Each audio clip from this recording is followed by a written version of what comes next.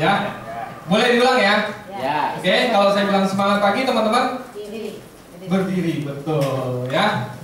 Oke, semangat pagi. Apa kabar? Luar biasa, dahsyat, fantastis. Yes. Oke, ngasih aplaus yang meriah untuk teman-teman ya. Silakan duduk. Oh iya, teman-teman saya minta tolong yang duduknya di belakang maju ke depan yuk, yang di depan diisi. Yuk, teman-teman. Ayo. Ayo nakal ini ya.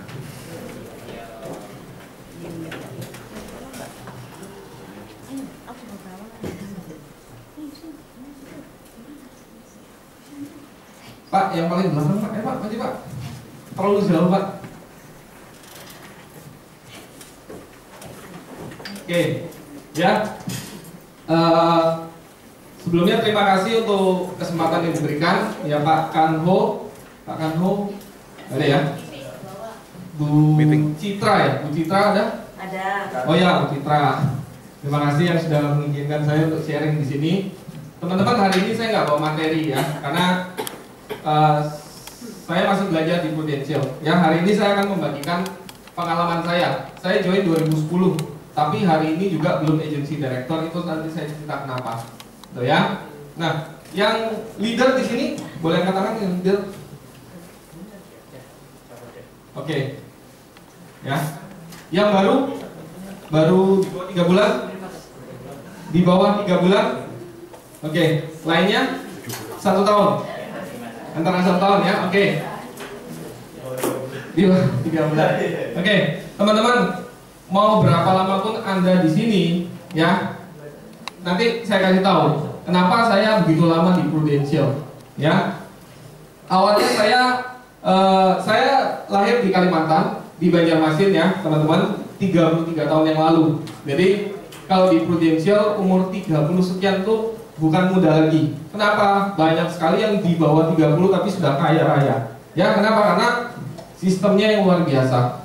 Oke, apalagi barusan ada perubahan sistem ya, manajer keagenan itu saya rasa jauh lebih mudah lagi untuk mencapai 100 juta, income 100 juta per bulan. Ya. Nah, saya lahir di Banjarmasin, tapi saya nggak pernah hidup di Banjarmasin, teman-teman. Ya, karena kenapa? Tadi ada peta Indonesia. Papa saya itu kerja kayu, ya, kerja kayu di hutan. Jadi sejak kecil hidup saya ini pindah-pindah. Sekolahnya pindah-pindah, teman-teman. Ya, SD saya di Jakarta. TK saya di Jakarta. SD saya di Makassar, kelas 1, kelas 2. Habis itu pindah lagi ke Papua. Ya, Papua itu ada beberapa kota sampai akhirnya saya SMA sampai selesai di Surabaya. Oke, saya nggak kuliah. Kenapa? Saya nggak mau. Bagi saya, ya mohon maaf kalau ada mahasiswa, ya mohon maaf sekali lagi ya. Bagi saya kuliah itu buang-buang uang dan buang-buang waktu. Waktu itu saya berpikir seperti itu. Kenapa? Uang saya lihat di TV isinya mahasiswa apa? Demo. Ya, apalagi kalau teman-teman tahu Makassar ya. Makassar itu hampir setiap hari teman-teman ada mahasiswa demo. Saya bilang ini kerjaan kok demo gitu ya. Habis itu lulus ya bingung nyari kerja juga. Akhirnya pas sudah kelas 2 gitu ya, saya mulai mikir nanti setelah SMA ini saya mau ngapain. Singkat kata naik kelas 3 SMA saya sudah mulai malas-malasan sekolah teman-teman. Gitu. Saya ini orangnya pemalas. Apalagi disuruh belajar gitu ya, sekolah saya malas. Nah, singkat kata saya ngomong sama mama papa saya, ya, saya nanti nggak mau kuliah. Terus papa saya bilang, kamu mau kerja apa? Saya bilang saya mau ikut papa aja, kerja kayu. Nah, papa saya oke aja.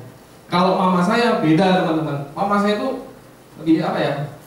Bisa dibilang cerewet. Ya, mungkin kalau wanita lebih ke situ, ya itu tanda perhatian juga. Tapi intinya mau kerja apa, bla bla bla. Nah, singkat kata saya diizinkan ikut papa saya kerja teman-teman di Sulawesi waktu itu, di Tanah Toraja, kerja kayu. Papa saya ada proyek di sana, saya ikut papa saya kerja kayu teman-teman. Nah, ikut orang tua itu enaknya gini, semua fasilitas, semua akses itu sudah ada. Jadi saya tinggal apa ya? Tinggal ngikut aja, tinggal ikut apa kata orang tua. Oke? Jadi singkat kata saya diberikan lahan, Saya dikasih stafnya, karyawannya, saya tinggal ngawasin doang. Oke? Itu tahun 2003-2004. Ya sekitar itulah, 2003-2004. Habis itu kayu itu duitnya banyak, teman-teman. Kayu tambang itu duitnya banyak. Ya, jadi saya kerja cuma ngeliat karyawan, ya, depan kayu, habis itu dibawa ke pabrik, terima duit, bayar karyawan, sisanya untung. Ya, waktu itu 1 bulan saya bisa untung 15-20 juta. 1 bulan. Oke? Duit gampang, duit enak. Ya, tanpa perjuangan, tanpa effort. Nah, orang tua saya cuma pesan gini, kamu bijaksanalah menggunakan uang, tabung kalau ada. Tapi saya nggak dengerin, teman-teman. Yang namanya umur 20-an, ya, terima duit segitu banyak toh. Sekali, saya kan tinggalnya di hutan tuh, sekali ke kota, ke Makassar ya. Waduh, itu kayak orang kalap, teman-teman, kayak orang paling kaya. Handphone baru apa? Beli. Motor, saya dulu senang motor ya. Motor baru apa? Beli. Gitu. Intinya uang segitu tuh bisa habis dalam beberapa waktu, ya, penghasilan yang segitu. Nah, setelah itu kerja selama 2 tahun itu nggak ada duit, teman-teman. Maksudnya habis terus untuk hal-hal yang seperti itu. Untungnya bukan hal-hal yang negatif ya, maksudnya untuk dugem atau apa itu enggak. Untungnya saya nggak ke situ. Tapi habisnya ke barang-barang yang gadget, elektronik dan lain sebagainya. Karena saya hobi gitu ya. Nah, setelah itu berjalannya waktu, kerjaan kayu mulai menurun, teman-teman. Singkat kata, papa saya ini bangkrut. Oke?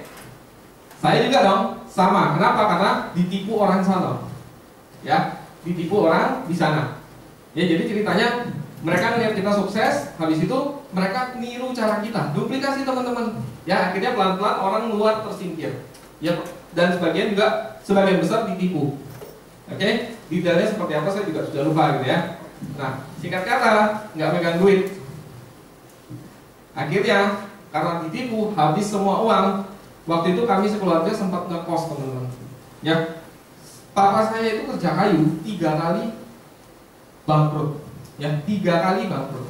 Nah, tapi beliau 4 kali bangkitnya, teman-teman. Ya, itu yang saya pegang dari orang tua saya. Jadi sama sebenarnya prudensial. Teman-teman mau berapa kali pun gagal, ya tinggal bangkitnya sekali lebih banyak. Kan sesimpel itu, betul ya? Nah, singkat kata, sampai di Surabaya kita ngekos, teman-teman. Ngekos di Ngagel. Wih, saya nangis, teman-teman. Ini salah apa kok bisa hidup sampai sebegininya? Itu yang ketiga. Yang keduanya saya pas zaman sekolah. Jadi nggak terlalu ngerti gitu.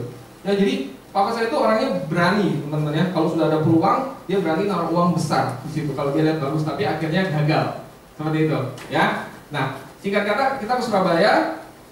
Setelah itu saya ditawarin kerja oleh om saya di Klampis. Kerja teknik, teman-teman. Kerja jualan mesin las. Ya, nggak ada background teknik, nggak ada background elektro, tapi saya mau nggak mau. Ya, karena nggak tahu lagi mau ngerjain apa. Ijazah cuma SMA. Ya itu tadi ya, ijazah cuma SMA. Akhirnya diterima di om saya di Klampis. Papa saya cuma pesan gini waktu itu. Waktu saya diterima kerja, papa saya bilang, kamu nggak usah nuntut gaji besar. Ya, yang penting integritas dan kerja yang benar, cari relasi sebanyak mungkin. Karena kamu nggak mungkin ikut orang terus. Nah, itu teman-teman yang saya ingat.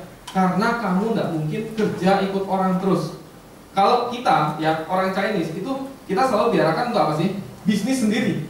Ya, jadi business owner. Nah, itu pesan-pesan papa saya. Jadi intinya carilah relasi sebanyak mungkin. Gak usah pikir penghasilan.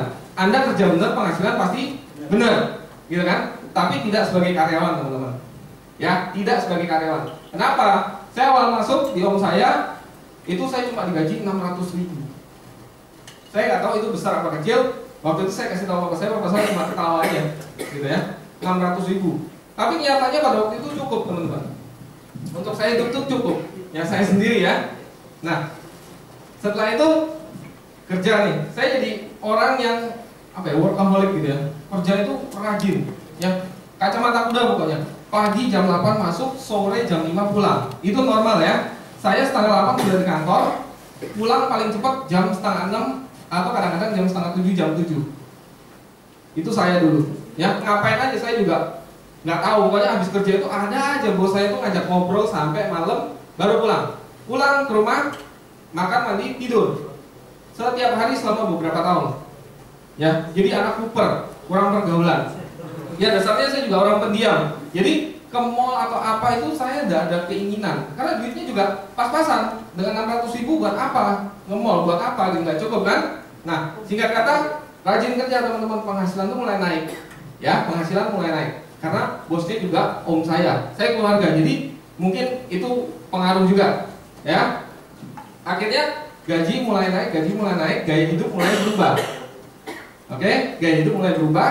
Mulailah hari Sabtu atau Minggu nge-mall teman-teman, ke Galaxy Mall ya, mulai nge-mall. Nah, waktu itu juga sudah ada mobil dari kantor, mobil dinas ya, Kijang kapsul.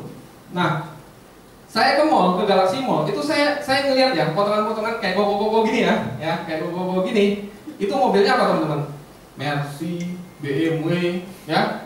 Nah, yang waktu itu ada di benak saya apa teman-teman? Ala paling mobil. Betul, sama berarti ya, normal ya. Saya berpikir gitu. Nah, kapan orang tuanya kaya nggak masalah gitu ya. Saya berpikir gitu teman-teman. Saya memandang sebelah mata gitu. Nah, setelah itu lama-lama, wih, banyak ya yang punya kayak gini. Wih, ya memang sih daerah sana daerah orang kaya gitu teman-teman. Ya, singkat kata saya sudah lupa lagi kerja. Akhirnya teman-teman, customer saya yang tadi itu namanya Pak Nasaruddin Latif. Ya, saya kenal semua customer kantor saya. Mereka nih go bareng semua sama saya, jadi tahu. Nah, singkat kata Pak Nasaruddin ini datang teman-teman ke kantor, ngomong gini sama saya. Bro, lu mau nggak penghasilan tambahan? Dia bilang gitu. Ya, saya bilang, Pak, kalau duit saya pasti mau. Oh, tunggu dulu, saya bilang, kerja apa dulu?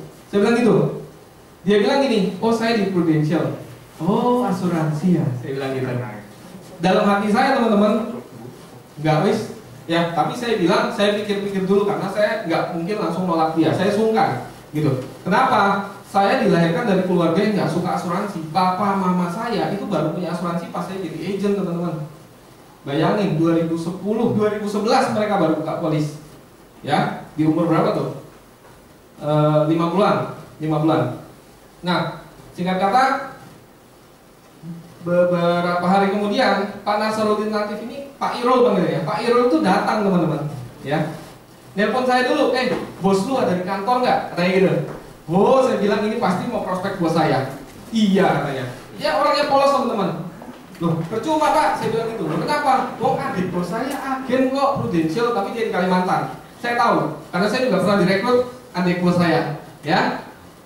Saya bilang percuma Pak, pasti sudah ikut ke sana. Meskipun saya nggak tahu ya logikanya pasti begitu dong kalau dia ikut asuransi, ya. Dia bilang gini teman-teman, namanya juga usaha. Dia bilang gitu. Oh ya sudahlah, saya bilang terserah. Akhirnya dia datang teman-teman, tapi dia datang nggak sendiri. Dia datang sama leader saya, Michael Alvin ya, Pak Michael Alvin. Nah, singkat kata, ini ruangan saya, itu sekat kaca gede, ini ruang tamu. Jadi ada tamu, saya bisa tahu ya. Nah, saya lihat tuh, wah Pak Michael udah mulai prospek. Nggak berapa lama, bos saya ini naik, ya. Saya dipanggil teman-teman, sini katanya. Nah, dipanggil sama Pak Irul teman saya. Dikenalin sama Pak Michael, saya duduk teman-teman. Nggak banyak basa-basi teman-teman, saya langsung diprospek sama Pak Michael. Ya, nah inilah kehebatan orang yang sudah pengalaman di Prudential, dimanapun sebenarnya. Ya, saya itu orang nggak suka asuransi, ya, karena nggak ngerti memang ya. Di prospek Pak Michael itu seperti orang yang dihipnotis, oke? Seperti orang yang dihipnotis, tapi saya sadar 100%, ngerti ya? Terbawa gitu. Jadi ngena, dia prospek saya itu langsung kena. Akhirnya saya memutuskan, oke, saya ambil 500.000, nggak apa-apa kan? Saya bilang, oke, nggak apa-apa, langsung on the spot teman-teman. Karena mereka kalau kerja kan bawa printer, laptop, lengkap semua ya. Dia langsung on the spot. Oke, saya closing. Saya bilang ini nanti bayarnya gimana? Ya udahlah, bodo amat, yang penting saya punya dulu. Karena waktu itu Pak Michael intinya gini teman-teman. Lu kerja setiap hari kayak gini, ngumpul duit kan? Yang ngelumpuk itu duit kan banyak nanti ya. Tapi suatu hari kalau ada kejadian yang tidak diinginkan, habis nggak semua itu? Bisa nggak habis semua itu? Intinya gitu. Iya bener juga, saya bilang, buat apa saya ngumpul duit kalau semuanya nanti bakalan habis? Itu aja, simple, sesimpel itu. Tapi dia membawakannya dengan sangat baik. Oke, setelah itu teman-teman, closing ya, itu hari Jumat teman-teman ya. Nah, Pak Irul itu langsung gini, Mek itu loh Mek, mau jadi agent. Saya digituin teman-teman. Nah, saya ini juga refleks teman-teman jawab, ya wes tak coba. Loh, iya beneran, saya jawab gitu, ya wes tak coba. Udah, nah singkat kata, ya udah nanti malam ajak aja ke kantor, kata Pak Michael gitu. Kebetulan BOP di kantor kita dulu itu Jumat malam. Oke, nah pada saat awal-awal seperti itu teman-teman saya ini, wah luar biasa treat dari orang yang merekrut saya. Dijemput terus pokoknya, dijemput malam saya dijemput, oke, ke kantor ya. BOP saya duduk paling belakang, paling ujung belakang. Yes, terserah pokoknya saya sudah memenuhi panggilan dan bagi saya gitu, ya. Nah waktu itu Pak Michael yang bawakan teman-teman, Pak Michael BOP ya di kantor, dia ngomong panjang lebar, saya nggak dengerin, sama sekali saya nggak dengerin. Sampai ada satu gede di layar tuh ya, 99%. Itu saya langsung melek. Nah, cuma itu yang saya ingat. Komisi ya, waktu itu 99 ya. Kenapa? Lah komisi saya di kantor cuma 1%. Jualan mesin. Jualan mesin 1%, rata-rata harga mesin 5 juta sampai 35 juta. Kita pukul rata ya 20 juta aja saya jualan. Komisinya berapa? 200.000 teman-teman. Langsung dibayarkan sama perusahaan nggak? Enggak. Tunggu customer bayar dulu. Kalau customer nggak bayar dia nggak cair komisinya. 1%. Ya, anggap saja 1 bulan saya bisa jualan 5 misalnya. 1 juta komisinya, 1 juta saja. Ya, itu pun kalau saya jualan 5. Kenapa? Saya sales counter. Jarang sekali jualan mesin. Gitu. Dari situ saya mulai, wih gila. Ini jualan apa? Kayak gini 99%. Nah, setelah itu teman-teman saya disuruh. Nah, saya ini nurut. Untungnya saya ini manut orangnya. Dikasih tahu A, ya saya ngikut A. Nggak berontak gitu loh saya ini. Ya itu ya. Jadi disuruh tanda tangan aplikasi agen, tanda tangan, disuruh datang training, dijemput sini ya. Saya ngikut aja teman-teman, pasar diantar sampai AAJI. Ya, saya nurut bukannya sama Pak Irul ini. Ya saya apa ya sungkan juga, ya. Tapi waktu itu saya lama-lamaan berpikir gini, ini orang bukan orang yang kekurangan duit, kerjanya supplier mesin, batu bara juga ada, rumahnya juga oke, mobilnya juga oke. Nah, ngapain dia mau jadi agent ya? Lama-lama saya berpikir gitu, teman-teman. Ada apa di sini? Itu, ya kan? Nah, setelah itu berjalannya waktu, saya nggak kemana-mana, teman-teman kantor saya itu karyawan ya. Saya panggilin satu-satu ke ruangan saya. Pak, sini Pak, saya bilang gitu. Saya dudukin. Pak, sudah punya asuransi belum? Saya bilang gitu. Oh belum. Kenapa? Tunggu sebentar, saya bilang. Saya telepon teman-teman Pak Irul. Pak, lagi di mana? Lagi deket sini nggak? Kebetulan dia lagi di daerah kantor saya. Pak, nanti bisa mampir nggak? Ada yang mau di prospek. Saya bilang gitu. Yaudah teman-teman. Jadi makan siang. Setelah itu karyawan saya suruh kembali ke kantor. Pak Irul datang teman-teman di prospek. Nah, Pak Irul prospek itu saya perhatikan dengan seksama. Saya ngeliatin, saya perhatikan. Oh, cuma begini doang caranya. Yaudah. Setelah itu memang belum closing. Dia pulang karena Pak Irul itu orangnya sama dengan saya teman-teman, stabil, cermat. Stabil itu gini, kalau disuruh maksa orang itu paling nggak bisa teman-teman. Kalau Pak Michael, leader saya itu orang dominan itu pandai dalam tanda kutip memaksa, ya memaksa dalam tanda kutip ya bukan memaksa ya, tapi mengarahkan. Kalau saya orang sudah merasa nggak nyaman, saya akan stop, ya. Nah, singkat kata, nggak closing, tapi beberapa hari kemudian dia nanya teman-teman yang di prospek ini, Samson, aku asuransi yang kemarin tuh minimal itu berapa ya? Oh, dia bilang gitu. Yaudah, singkat kata saya telepon lagi leader saya, dibikinkan proposal, akhirnya deal teman-teman. Oh, kayak gini. Yaudah, prosesnya saya sudah tahu ya. Satu kantor saya kumpulin, ya, saya suruh duduk. Pak Irul saya suruh prospek. Singkat kata dari beberapa orang itu closing. Ya, sudah dari situ ada dapat beberapa case, kan masuk komisi ya. Masuk komisi waktu itu kalau nggak salah sekitar 200 ribuan. Saya bilang, ya lumayan untuk nambah-nambah waktu itu ya. Nah, 200 ribu. Habis itu teman-teman, saya ini ngelihat database customer saya di kantor. Saya mulai ngelihat, ya karena saya pegang semua, komputernya saya pegang. Nah, kebanyakan dari customer itu saya belum pernah ketemu, hanya by phone. Nah, saya ini tanya sama Pak Michael, gimana caranya saya untuk prospek mereka, ngomongnya gimana? Ya standar ya, agen baru ya. Nah, Pak Michael simple ngajarinnya, ya ngomong aja kamu main-main ke rumahnya, mau kasih, mau infokan hal yang bagus, udah gitu aja. Ya udah saya praktekkan teman-teman saya ini, nurut ya, saya praktekin. Halo Pak, apa kabar Pak? Saya Vincent dari Anugerah Duta Niaga, waktu itu nama perusahaan saya.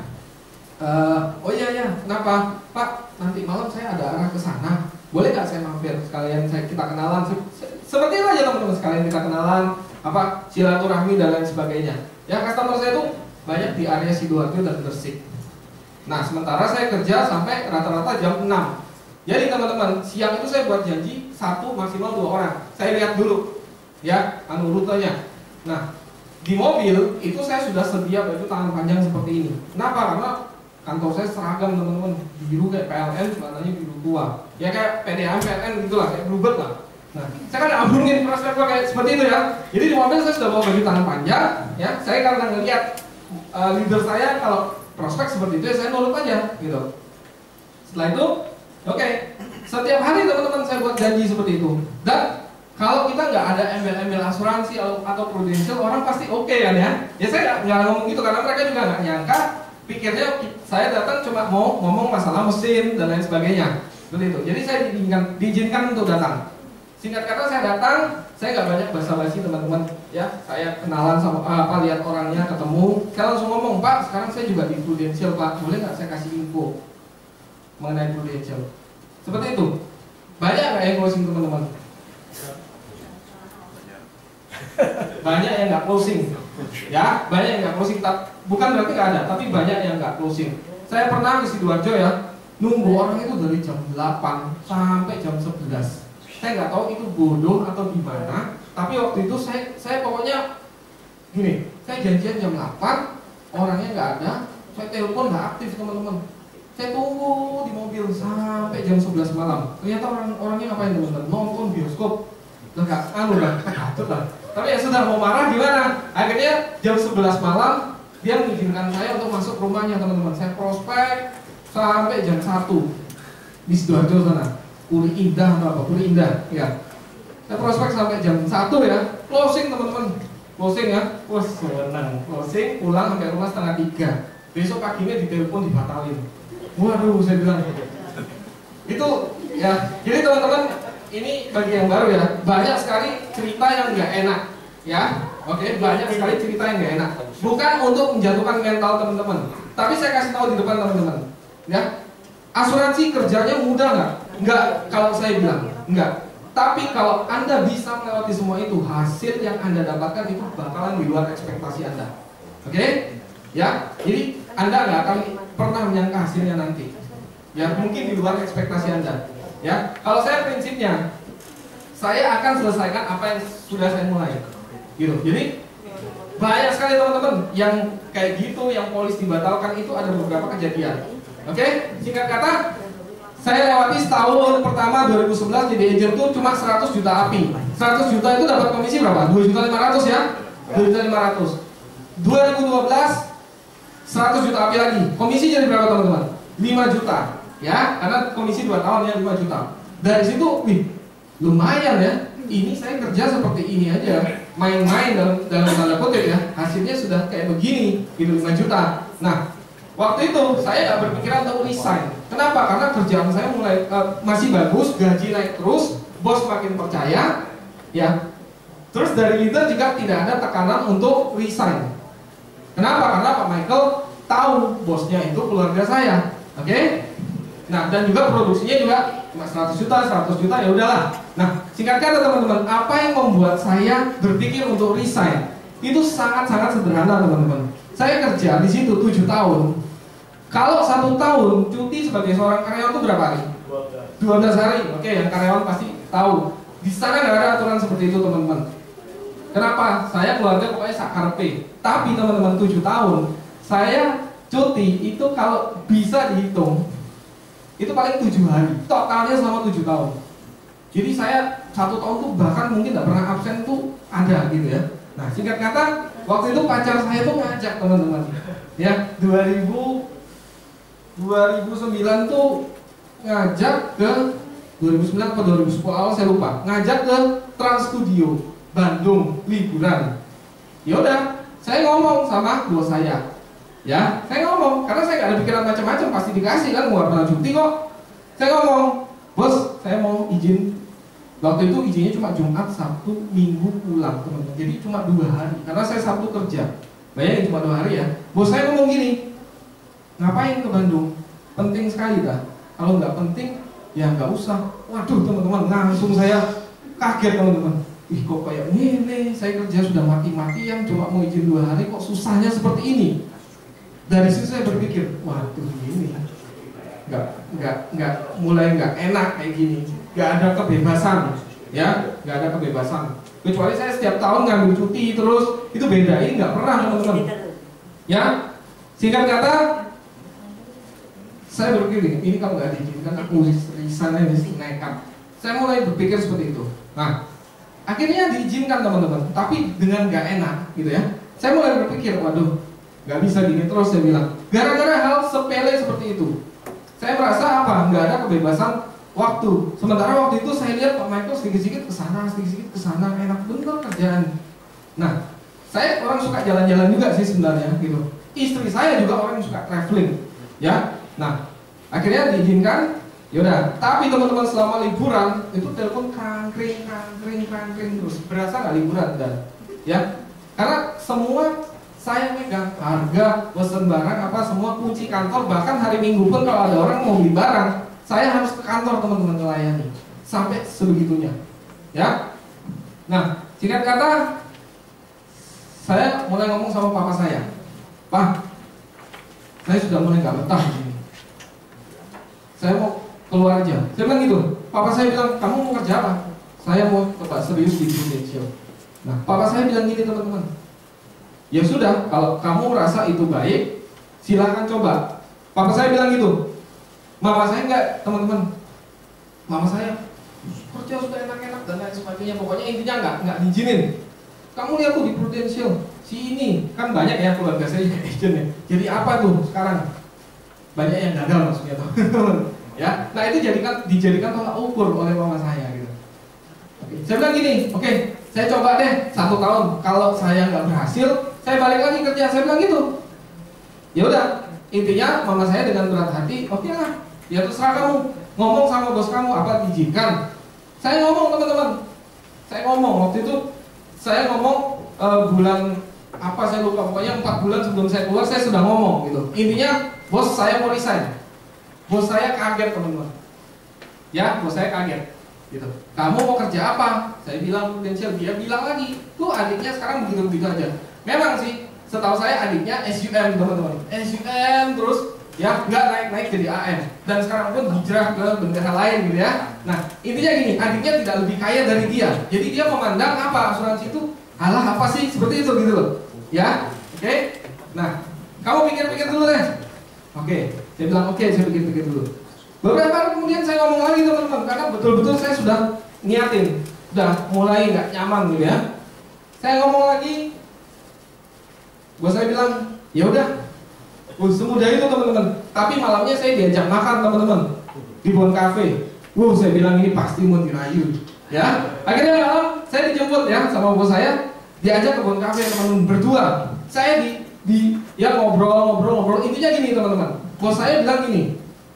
Kalau kamu nggak keluar, gaji naik, komisi naik, bahkan penjualan kantor sekalipun bukan kamu yang jual, kamu dapat komisi 1%, ya. Omset kantor 1 bulan minimal 1 miliar, rata-rata 1,5 miliar, ya kali 1%, itu sudah langsung ngitung saya. Nah, setelah itu tunjangan semua ditambahin. Intinya penghasilan saya bisa naik hampir 2 kali lipat, betul. Nah, setelah itu ini yang paling asik didengar, ya. Gini deh, kamu kalau di kantor udah nggak ada kerjaan, kamu mau prospek, ya nggak apa-apa keluar aja. Kayak gitu, sampai sebenarnya teman-teman. Waduh, saya bilang ini, nah, teman-teman kalau jadi saya, teman-teman terima nggak tawaran itu? Nggak terima. Nggak? Terima, oke. Pak, saya nggak terima. Beneran saya nggak terima. Yang pertama gini, saya berpikir, kalau saya nggak ngomong resign, itu bakal kejadian nggak semua itu? Nggak, oke? Terus Kalau saya digaji, sudah gaji naik, semuanya naik, dikasih fasilitas, saya mau prospek di jam kantor, saya anak saya sendiri, saya nggak profesional dong jadi orang. Iya dong, ngapain saya makan gaji seperti itu? Waktu itu pikiran saya gitu. Singkat kata teman-teman, yang ketiga, ini naik, pertanyaan saya kapan lagi bisa naik tinggi begini? Kan kita nggak tahu, betul ya? Hati bos senang naik, hati bos sudah nggak senang, ya udah keluar aja. Bisa jadi kan seperti itu? Oke? Ya. Singkat kata teman-teman, saya tetap memutuskan resign. Ya. 2012 akhir saya resign teman-teman.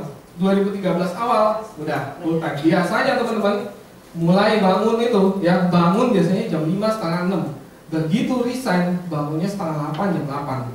Ya, wah pokoknya bebas. Tapi teman-teman 3 bulan pertama setelah saya resign, saya kayak orang bego. Nggak tahu mau ngapain. Jadi di rumah nanti bingung teman-teman, karena sudah rata-rata sudah di prospek, ya, yang baik yang closing maupun nggak closing itu sudah di prospek semua, gitu. Selama berapa tahun tuh? 2011, 12, selama 2 tahun, ya, meskipun saya part time waktu itu saya prospek juga. Singkat kata, Pak Michael telepon saya teman-teman, saya dipanggil. Kamu ini resign kok malah begini, mau makan apa nanti katanya? Lama-lama kan duit habis. Oke, gini aja, kamu setiap pagi pokoknya ke kantor. Lo ngapain kok? Gak tahu, pokoknya kamu ke kantor dulu. Karena mental karyawannya masih ada teman-teman. Ya, jadi pokoknya setiap pagi saya ke kantor, entah disuruh buat janji atau apapun itu, pokoknya kamu ngantor dulu. Jangan di rumah. Jangan di rumah, karena di rumah itu bukan datengin duit tapi ngabisin duit katanya. Tambah malas. Ya udah, saya nurut teman-teman. Saya nurut Pak Michael, ya, sampai cara prospek pun saya lupa waktu itu. Ya, saya cara prospek pun saya sampai lupa. Di training lagi sama Pak Michael, ya. Singkat kata, mulai jalan lagi teman-teman. Ya, customer yang nggak closing tak datangin lagi. Wes ngomongnya wes beda sekarang. Ya, nah kebetulan handphone saya itu kan customer rata-rata tahu. Banyak teman-teman yang masih nelpon nyari barang. Banyak. Jadi nelpon tuh ke handphone saya. Loh, saya sudah nggak di situ bu. Loh, kerja apa sekarang? Oh, saya sekarang di Prudential. Saya bilang gitu. Oh, jadi sudah nggak di situ ya? Enggak. Oh ya bu, nanti kebetulan saya ada ke arah Rungkut. Saya mampir ke rumah ya, main-main. Saya ngobrol. Kita ngobrol-ngobrol. Saya bilang gitu. Pokoknya ambil kesempatan teman-teman, harus kreatif ya. Jadi, oke, mereka oke. Nah, singkat kata, saya kalau kemana-mana itu saya nurut sama Pak Michael ya. Disuruh beli printer, saya beli. Printer yang portable itu. Laptop, printer itu jadi di tas saya selalu. Buku prospek apa di tasnya itu berat teman-teman. Jadi sekali datang ke customer, udah nggak bolak-balik lagi ya. Singkat kata saya datang, ya, prospek sendiri. Orangnya mau dibikinkan proposal, gambaran langsung saya bikin. Kalau bisa di closing. Karena saya sudah belajar semua dari Pak Michael. Terus saya serap betul-betul. Nah, singkat kata teman-teman saya datang.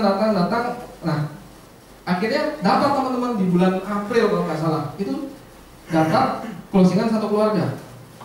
6 juta per bulan waktu itu. Nah, on the spot. Jadi saya datang, saya jelasin pas ada suami istri ya. Saya jelasin, saya bikinin proposal 4 jam saya di situ teman-teman. Akhirnya deal 6 juta per bulan.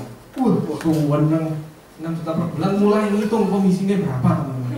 Itu pokoknya hitungan duit itu cepat. 6 juta dikali sekian API berapa? Oh dapatnya sekian, lumayan lah, sejuta sebulan kan ya kurang lebih. Nah saya telepon Pak Michael teman-teman. Oh closing 6 juta per bulan. Wah Pak Michael juga happy ya. Sudah lengkap semua? Sudah loh. Uangnya belum gue. Ya apa sih katanya? Itu belum closing namanya kalau uangnya belum di tangan. Loh katanya besok mau transfer. Oh yaudah. Akhirnya saya ketemu teman-teman di kantor. Pak Michael bilang gini, kamu yakin kamu orang ini mau? Gue yakin kok ini sudah beres semua lihat. Besok mau ditransfer. Gini aja. Kamu transfer dulu. Kamu foto bukti transfernya, BBM ke dia. Gitu ya Bu. Nah terus nanti kalau nggak dibayar, lah katamu yakin? Ya udah teman-teman. Nah dengan hati yang udah itu saya transfer teman-teman 6 juta ya, 2 juta, 1 juta, 1 juta gitu ya. Saya transfer, saya kirim. Duh, ngapain ini kata orangnya? Waduh, langsung teman-teman saya kaget. Nggak lama kemudian, gue tak transfer ke rekeningmu. Oh lega saya. Gini caranya rupanya ya. Nah itu salah satu cara teman-teman ya. Karena saya yakin posting, ya seperti itu, tapi jangan dicontoh, bagus ya. Ini lagi nanti saya. Nah, itu teman-teman, ya pas sudah ya, mulai semangat. Case-nya itu sudah issue, saya antar polis. teman-teman. Saya antar. Beberapa hari setelah saya antar, itu kan saya ada sudah beli tiket apa semua, saya liburan teman-teman ke Bali. Wah, sama pacar saya waktu itu, sama calon mertua. Ke Bali teman-teman, menikmati hidup gitu ya. Masih 6 juta ya menikmati hidup. Habis itu teman-teman ke Bali, datang sampai makan di Krishna. Ya, tahu semua ya Krishna ya. Krishna, handphone saya bunyi teman-teman. Handphone saya bunyi, saya baca. Pak, polisku apa bisa dibatalkan? Yang kemarin saya ngantar polis 6 juta. Kalau teman-teman jadi saya, teman-teman jawab apa? Bisa apa enggak? Bisa. Gak bisa loh? Ya. Saya nggak tahu kalau ada yang namanya free look teman-teman. Kan baru beberapa hari saya ngantar kan? Maaf, nggak bisa bu. Kenapa? Ini saya telepon teman-teman langsung. Nggak tenang mulai hati saya. Baru liburan kayak gini. Kan telepon. Wes, pokoknya nanti kamu tak cerita nih, tak tutup dulu wes. Nggak enak aku. Suamiku marah-marah. Perasaan suaminya waktu itu tanda tangan dengan senyum kok, marah-marah gimana? Nah setelah itu, oke, dia bilang gini, katamu nggak bisa. Iya memang nggak bisa sih, saya bilang gitu. Lah ini di polis ada tulisan harap pelajari, Anda boleh membatalkan dalam waktu 14 hari. Dia bilang gitu, kan gede tulisannya di polis tuh ya. Terus saya bilang, masa ya ada kayak gitu? Gak ngerti teman-teman, lebih ngerti nasabah ini. Jadi singkat kata, baru saya mulai nggak tenang. Saya telepon Pak Michael. Oh, kenapa bisa begitu? Saya juga nggak tahu tuh. Masa saya harus pulang dari Bali sekarang? Saya bilang, Cik gini aja, nanti saya balik dari Bali langsung saya ke sana. Oh oke katanya. Besoknya admin kantor saya telepon teman-teman. Pak, ada bu ini mengembalikan polis Pak. Kenapa ya Pak? Waduh, wis ngerti teman-teman. Ya, alamat kantor kan semua ada loh di polis ya. Dikembalikan polisnya. Ya udah saya bilang terima aja dulu, mau gimana lagi. Ya, waktu itu saya namanya persistensi apa saya nggak terlalu ngerti. Ya, free look untungnya nggak kena persistensi waktu itu. Nah, akhirnya saya balik dari Bali, teman-teman saya datengin. Ya saya nggak tahu ini alasan sebenarnya atau cuma ngada-ngada. Intinya gini teman-teman ya, saya ngantar polisnya itu taruh di meja kantornya tumpuk-tumpak. Besoknya kakaknya dari Jakarta datang melihat polis Prudential. Kakaknya marah-marah suruh nutup. Tahu nggak alasannya kenapa? Kakaknya habis klaim nggak dibayar sama kru. Hanya seperti itu. Saya bilang, Cik, ini kan yang bayar bukan CC-nya. Saya bilang gitu toh. Terus yang dapat proteksi kan bukan CC-nya. Terus CC-nya nggak dibayar kan pasti ada alasannya. Saya bilang gitu. Bisa, aku nggak mau ribet, tutup lain wis. Nanti kalau aku buka lagi sama kamu dalam hati saya, nggak mungkin ada kejadian kayak gitu. Cuma, yaudah dengan berat hati saya terima teman-teman. Tapi saya bilang, baru resign dari perusahaan gede dibatal loh, jauh apa teman-teman itu. Nah, waduh pokoknya campur aduk rasanya. Pak Michael memotivasi saya ya. Jadi teman-teman kalau kejadian seperti itu dempet-dempetlah ke leader ya. Orang tua anda di Prudential ya. Intinya kan semua sudah ngomong ya, leader tidak mungkin menjerumuskan anda. Ya memang begitu ya. Pak Michael motivasi saya, akhirnya jalan lagi teman-teman. Saya ini orang yang bukan kayak gitu 2-3 bulan gondok gak prospek, enggak. Paling 1-2 hari. Kenapa? Saya gak jalan Prudential rugi dah, enggak. Yang rugi siapa? Saya, yang goblok siapa? Saya. Ya wes jalan aja, mau diapa lagi? Masa mau ngomong bahwa saya mau kerja lagi kan gak mungkin. Kan gitu. Jalan lagi teman-teman. Jalan. Akhirnya berjalannya waktu dapat lagi teman-teman. Ya. Closing. Nah, dapat lagi closing on the spot. Ya, nah ini kebetulan relasi kerja saya juga punya karoseri, bosnya saya kenal. Nah singkat kata teman-teman closing lagi on the spot 5 juta per bulan. Oke, mulai happy lagi. Ini gantinya saya bilang dalam hati saya. Ya, setelah itu teman-teman saya ngantar polis, dia tanya, untuk anak-anak ada nggak? Oh ada. Saya bilang berapa ya untuk anakku, untuk kesehatan? Oh, saya bilang terserah mau berapa. Kalau 3 juta cukup nggak? Oh iya cukup, saya bilang. Gue orang kaya, 3 juta cukup. Jadi 8 juta teman-teman. Ngantar polis closing lagi 3 juta teman-teman. Ya, closing lagi 3 juta. Ini gantinya yang kemarin. Dalam hati saya gitu. Pokoknya positif thinking aja ya. Setelah itu ngantar lagi polis aman. Ya, nggak lama teman-teman. Ini pokoknya ya teman-teman dengerin aja alurnya. Ya yang buruk-buruk tapi dibuang. Yang baik-baik aja teman-teman ambil ya. Malam minggu teman-teman mau kencan ya, mau kencan nungguin pacar, ada yang WA saya, Pak polisku tak tutup aja. Ini bisa benar teman-teman, ini bukan cerita bohong, ini cerita nyata semua ya. Kenapa ya Pak? Saya bilang gitu. nggak dijawab. Saya telepon, Pak, apa masih di kantor sekarang? Itu hari Sabtu teman-teman, sekitar jam 2:30 gitu ya. Masih, oke Pak, saya ke sana. Oke katanya. Saya ke sana, teman-teman polisi sudah di meja 2.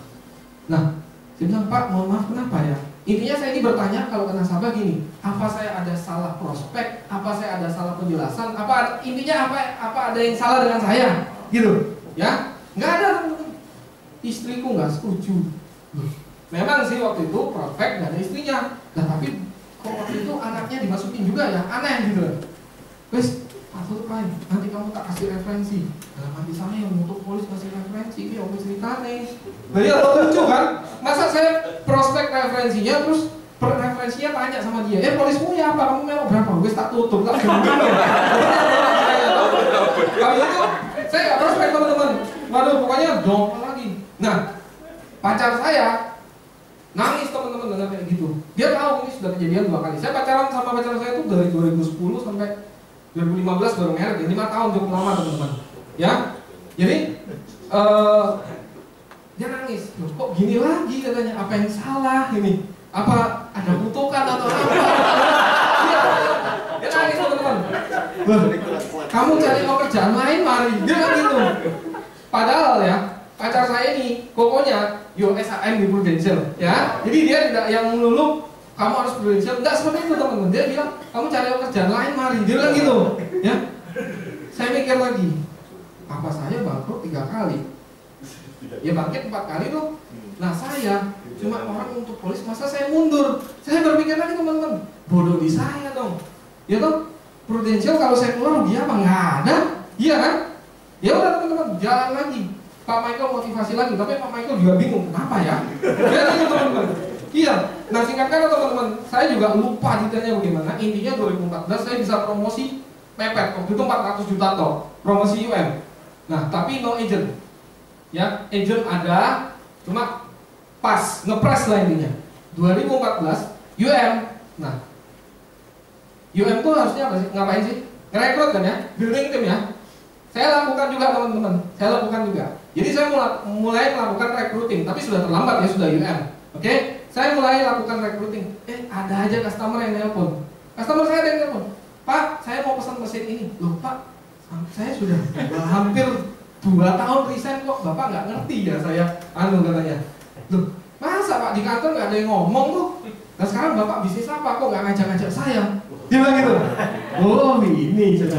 Oh mau lah Pak saya ajak. Oh mau lah kalau bisnis, saya bilang. Oke. Orangnya di Jogja teman-teman. Jadi Pak, saya minggu depan mau ke Jogja.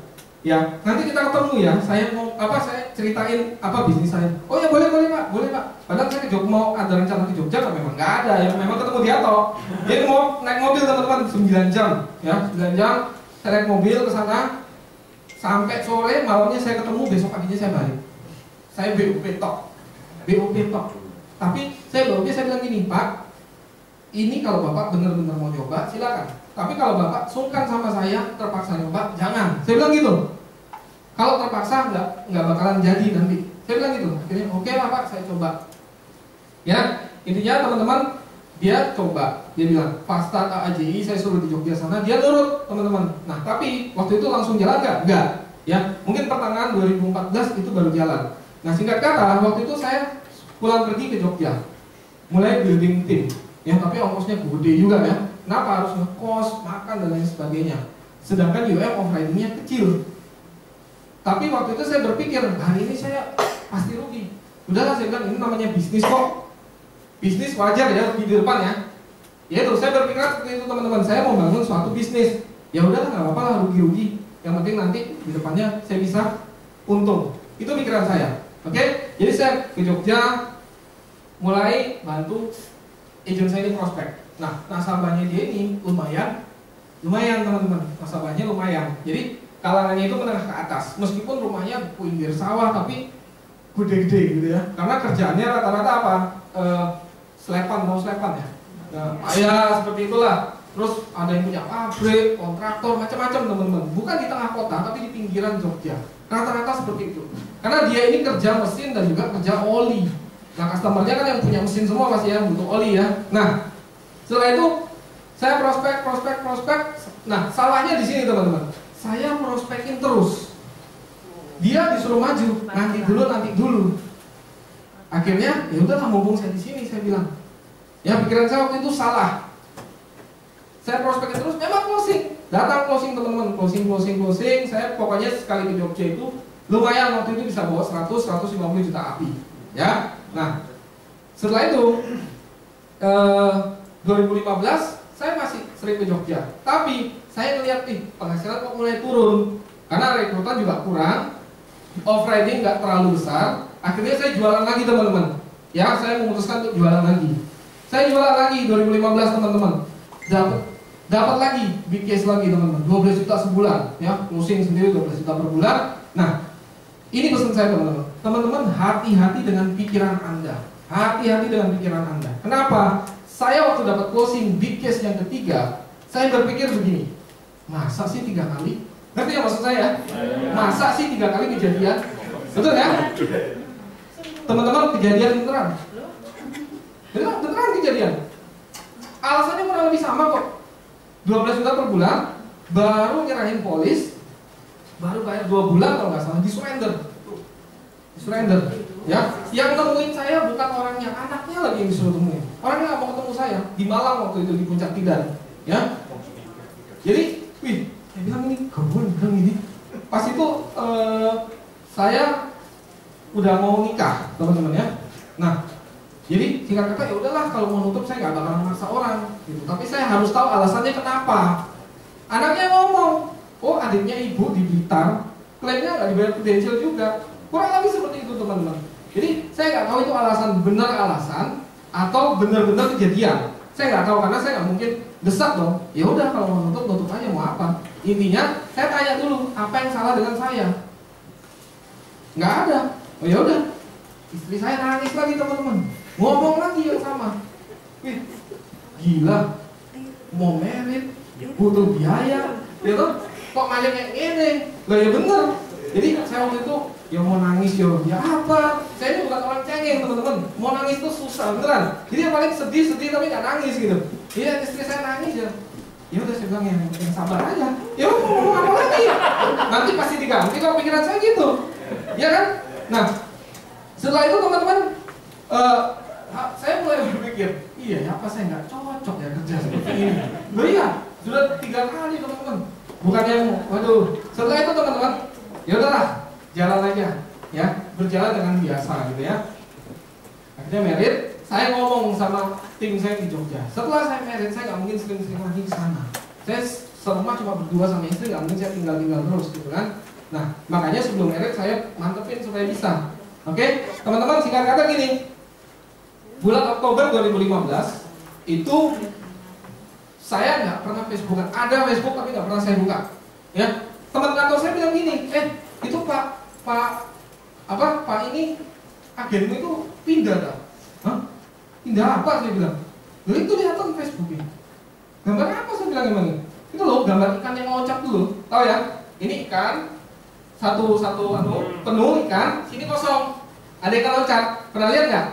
Ya kurang lebih seperti itulah. Intinya meninggalkan zona nyaman. Ya meloncat sendiri ya. Gambarnya itu toh teman-teman. Enggak, saya bilang barusan telepon-teleponan sama saya oke-oke aja. Ya case-nya juga masuk tuh. Nah, setelah itu saya mulai teman-teman setiap hari ngeliat Facebook. Gara-gara itu sampai hari ini ya. Saya mulai ngeliat Facebook. Mulai teman-teman ada postingan-postingan yang mengganggu saya mengenai asuransi kompetitor, intinya perusahaan lain. Orang ini jelas-jelas profil picture ya, bajunya prudensial teman-teman. Tapi postingannya perusahaan lain. Nah ini konslet atau kotak telepon. Pak, ini maksudnya apa ya di Facebook ini? Saya bilang gitu. Mungkin dia pikir waktu itu saya nggak ngeliat Facebook. Ya, jadi oh enggak Pak, itu apa? Saya rasa itu bagus, jadi saya share-share aja. Lupa, tapi itu kan perusahaan lain kan konyol, saya bilang gitu. Ya sempat sih Pak, saya tanya-tanya ke mereka sistem bisnisnya seperti apa. Oh iya, saya bilang. Akhirnya saya bilang ini teman-teman. Pak, pada dasarnya saya tidak pernah menghalangi orang untuk maju. Kalau Bapak merasa sana lebih baik, Bapak mau pindah, monggo, saya bilang silahkan. Tapi ngomong, komunikasikan dengan saya. Baik buruknya apa? Oh iya Pak, tenang aja Pak, saya kok nggak ada pikiran seperti itu kok. Nah, dari omongan itu kita bisa nangkep teman, nggak ada pikiran tapi ngapain lu tanya-tanya, kan gitu ya? Ya udah, saya dengerin aja teman-teman, saya dengerin. Setelah itu apa namanya? Nggak berapa lama posting itu makin masif. Ya, waduh saya bilang ini orang nantang saya nih. Akhirnya gini teman-teman, ya asuransi lain ya, habis itu dia fokus ke satu perusahaan ini aja. Oke, saya telepon lagi, Pak, Bapak pindah ya ke situ. Saya bilang, oh enggak kok Pak, itu apa? Ada teman saya minta bantu promo. Aduh, kata-katanya mulai kata-kata orang yang nggak smart menurut saya. Mulai cari alasan tapi alasannya bodoh menurut saya, konyol gitu ya. Nah, singkat kata, saya ngobrol sama Pak Michael. Saya